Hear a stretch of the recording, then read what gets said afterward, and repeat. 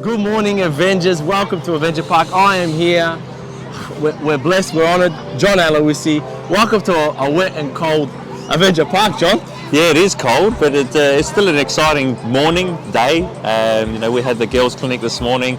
It was good to see so many young girls playing. And the Pink Sports Day in support of breast cancer, and I think it's an amazing thing. And now I'm looking forward to watching the senior women's side at 11 o'clock. That's it. Well, we've got a bit of a double header today, and everyone loves a double header. Yeah. We've got the women's game. Obviously, we had the girls' clinic a little bit earlier. Yeah. We've got the double header today, and then obviously we're moving on with the top of the table top clash. of the table clash. It's a huge one against South Melbourne. John, yes. Now for you're obviously experienced, a legend in this country, all that kind of stuff. But sometimes, when you come back to the grassroots football, does it feel good? It does feel good. I remember where I grew up in Adelaide. I played for Adelaide City, which was, that was grassroots football. That was a great club. Yeah. And you know what? It was where I spent most of my days, my nights, especially weekends. And it reminds me of that. It reminds me of that community feel and people loving being part of the community. And they were the good old days for me, and I enjoyed every minute of it. Good afternoon, Avengers. Welcome to Avenger Park. We're blessed again with another icon of Australian football, Simon Hill. Welcome to Avenger Park. Thank you very much. Nice to be here. It's a bit chilly though, a bit chillier than Sydney. In case people don't know, we're here for the BCNA Breast Cancer Network Australia event. And what is it about, the Breast Cancer Network Australia that is important for you? Well, look, I've got a very personal relationship, unfortunately, with this horrible disease. My mum was diagnosed with it in 2001. Fortunately, she survived. She's fine. Still with us at 86, still annoyingly. Well done. Yeah. Tragically, a year later, my sister, my only sibling, was diagnosed with it as well, and she was a lot younger. And as we know, when you're a lot younger, your cells reproduce a lot quicker. So she was 38.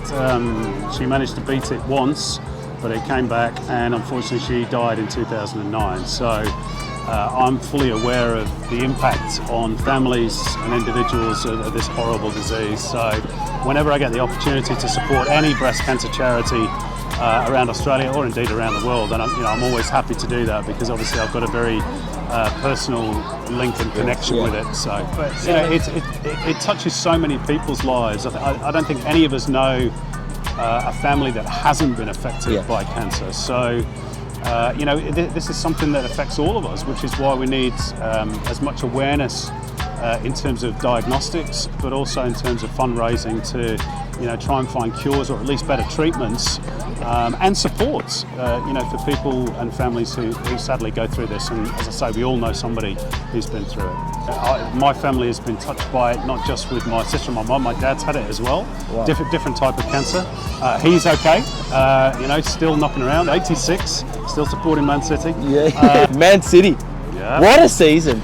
Yeah, it's not bad. Hey, you were worried at the start though. Let's come on, be honest. Probably a little bit. You're like, and then Ruben Diaz comes in, and then suddenly you're good. He's been the difference, to be honest. Huge. Defensively, he's been a big difference for us. And Pep's changed the way that the team's played this season. And we've seen the results. Premier League, League Cup already in the bag, but we've got to get a big one.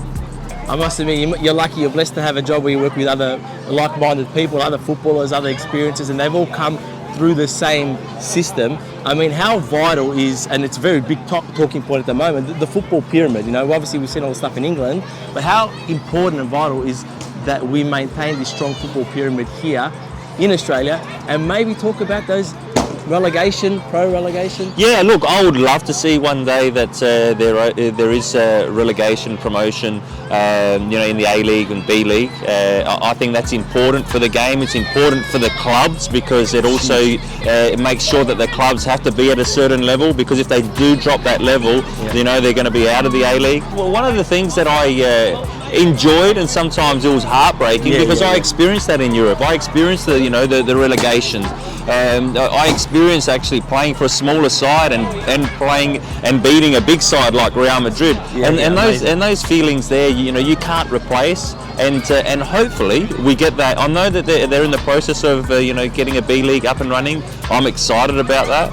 And It's difficult, isn't it? it is difficult because So many things to think about. You're talking about logistics, finance. Yeah, I think the big one is in Australia. We're in such a big country, yeah. and to travel interstate, and then you stay overnight in the hotels, and so I understand all of that.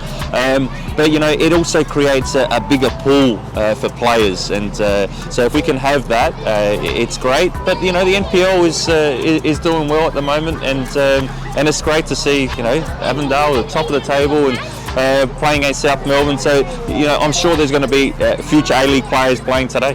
Yeah, well, it's funny. Our club's been blessed with a few players that have gone to A-League. Kane Shepherd, Alvis Camsober as well, another Adelaide boy. Yep. The funny thing is, there's been a little bit of talk about some of the players again this season. In particular, Stefan Valentini is a bit of a bull up forward. Are you excited about being here and seeing some of that talent? Knowing, yes, it is semi-pro. That's the reality of it. But seeing those kind of gems, in the road. And you've seen it this season, especially in the A-League. People can talk about the level and whatever, but you see that there's a lot of players that had played NPL, and they've been given an opportunity in the A-League this season, and they've done well, and that's important, and that's exciting because it shows that there is a little bit of a pathway towards that. The passion is still the same, whether it's in NPL or it's in the EPL. Football is football. Football is football. And what is it about when you come to these events that you love most in the lower pyramid? It's about the fans that identify with their club, and this is what we need to build more of in Australia in general, particularly at A-League level. A lot of the NPL clubs that have a long history, and you're playing a club today, South Melbourne, they've got that fan base that has been there for a long time because it's been seeped into their DNA over the generations. And that's what football is about. It's about that tribalism. It's about that identity with your club and your colours. And sometimes I think in this country, we talk about, we need more marquees. We need a better product. No. We're messing around the edges. It's about the badge on the shirt, not the name on the back. And that's what we need to engender in our fans. And that takes time, That history doesn't happen overnight. But yeah, I enjoy coming to these different grounds. For a start, I've never been to this place. Yeah. So I love. I'm a football nut, so I love going seeing different stadiums, meeting people from the football community because I'm a football person. So I'm looking forward to it this afternoon. Yeah. Look, I'm excited for you to be here. Hot tip: we're pretty good. Right. Just in case you don't know. Pretty good. Right. And we talk a lot about today. Yeah? Wow.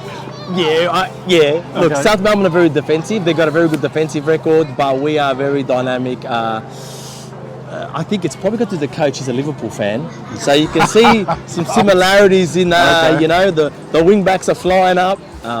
So yeah, I think you're going to enjoy this round of football. I'm looking forward to it. Yeah, we appreciate you being here, and Pleasure. on behalf of Avondale FC and obviously the BCNA, thank you so much. Pleasure. Thank you so Good to much. see you. I think that the women's game is growing tremendously. Ever since I came back to Australia, which now is over 12 years ago, the game itself, the women's especially, has gone on leaps and bounds. And the quality as well. Yeah, has improved heaps. yeah, and look, everyone talks about Sam Kerr. There's a number of players, but Sam Kerr, what she's able to achieve now, not only for us in Australia, but around the world. She's a footballing star around the world. Don't you think she's almost undervalued Yes. in our country? Yeah. Because if you really think about it, she's phenomenal. Yeah. What she's achieved, not only for women, Yeah, but in for the game itself, she's been able to be a leading goal scorer in Australia, in the States, and now in Europe.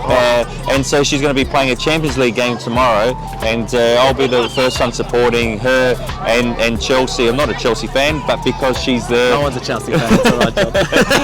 I'd like to see her win. And she ended up getting voted this morning second best player in the WSL, behind her teammate in Fran Kirby. So it just goes to show that we've got one of the best players in the world. That's it. Well, John, look, thank you so much for being here. It means a lot, not only to the entire football community, it means a hell of a lot to Avondale, and in particular our players, our families, our mums, our dads, and obviously BCNA, who are here to support this club, and we're here to support them as well in the foundation. So we appreciate it from behalf of Avondale and our sponsors, Goldfields, Indeco, Clover, UCS and Winslow. Thank you so much for being here. I really appreciate your time. Thanks for having me.